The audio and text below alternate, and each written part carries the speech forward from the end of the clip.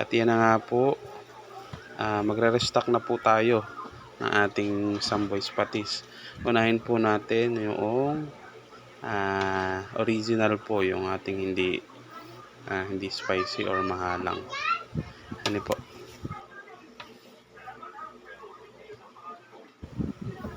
At yun nga po, tayo ay halo ng halo para po mas marap yung ating Samboy's Patis.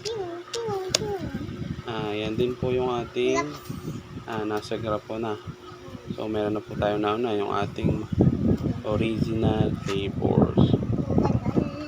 So makikita po natin na 300.16 kapag meron. So kapag wala na po, ayan, 252 grams po yung ating nare-repack.